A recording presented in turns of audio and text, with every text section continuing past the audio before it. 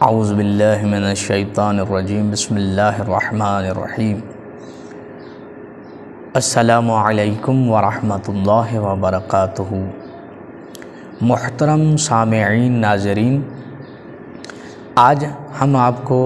वो सूरतें बयान करके बताएंगे कि अगर उनमें से कोई भी एक सूरत लाहिक हो जाए तो इंसान पर फ़कत रोज़े की क़ज़ा वाजिब है, उस पर कफ़ारा लागू नहीं होता। ये कौन सी सूरत है या ये कितनी सूरतें हैं कि इन सूरतों में इंसान पर फ़कत और फ़कत रोज़े की क़ज़ा उसके ज़िम्मे हो जाती है, कफ़ारा उसकी गर्दन पर लागू नहीं होता। तो मैं आपको बताऊं कि ये 10 चीज़ें हैं कि अगर इन 10 सूरतों में से, इन 10 चीज़ों में से कोई एक चीज़ लाहिक हो जाए या एक सूरत में इंसान, एक सूरत उसको लाहिक हो जाए तो फ़कत और फ़कत इस इंसान को उस रोज़े की क़ज़ा करनी है, उसका कफ़ारा उसके ज़िम्मे नहीं है। पहली सूरत, एक शख्स रमज़ान की रात जुनुब हो जाए, सुबह की आज़ान तक बेदार न हो, यानी इस पर गुस्ल वाजिब हो गया, इस पर इसको उठकर गुस्ल करना था, गुस्ल जनाबत करना था, मगर इसने गुस्ल जनाबत नहीं किया और ये सोया रहा यहाँ तक कि आज़ान सुबह हो गई और ये बेदार नहीं हुआ, तो इस इंसान पर इसी रोज़े की फ़कत क़ज़ा वाजिब है और इस पर कोई कफ़ारा लागू नहीं होगा। नंबर 2, रोज़ेदार रोज़े से हो और रियाकारी करे, उसके जहन में ये आ जाए कि इसने रोज़ा रखा है और इस तरह लोग इसकी तारीफ़ करेंगे, यानी खुदा के अलावा, ये खुदा के अलावा अपने रोज़े के लिए, अपने रोज़ेदार होने के लिए खुदा के अलावा किसी और को सोचे जो उसकी तारीफ़ करे, तो उस इंसान का रोज़ा भी ख़त्म हो जाता है और उस रोज़े की क़ज़ा उसके ज़िम्मे रह जाती है। नंबर 3, रमज़ानुल मुबारक में गुस्ल करना भूल जाए, यानी इसको गुस्ल करना था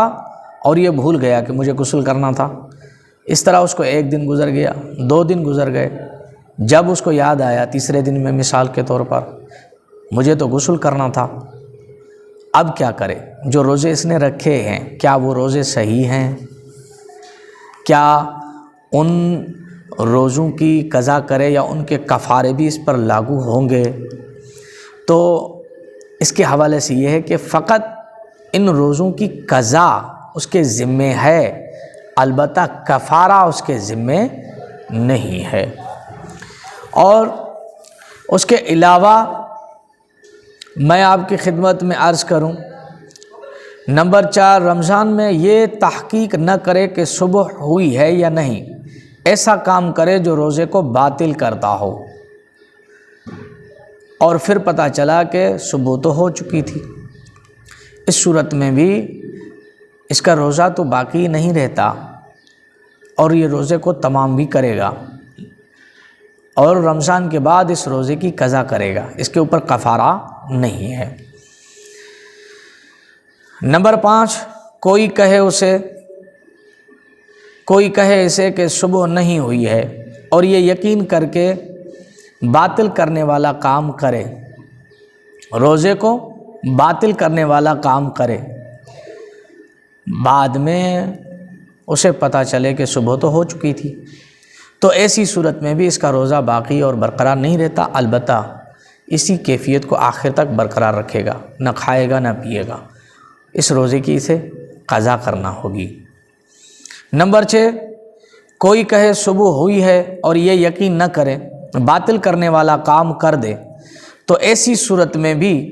इस रोज़े की क़ज़ा उसके ज़िम्मे रहेगी और ये इसी कैफियत को आखिर तक, यानी आज़ान मगरिब तक, अपने आप को खाने पीने वाली चीज़ों से बचाए भी रखेगा।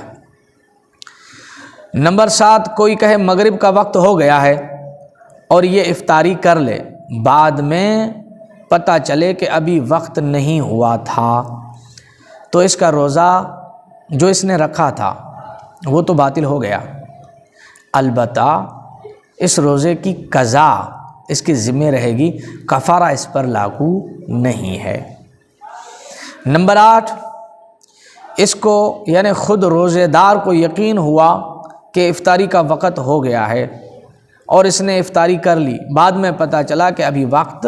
नहीं हुआ था, तो इसी वक्त भी रोज़े की कज़ा इसके ज़िम्मे है, लेकिन इसका कफ़ारा इस पर नहीं आता। नंबर 9, इंसान प्यास की वजह से कुली करे और इत्तेफाकन पानी पेट में चला जाए तो इस सूरत में भी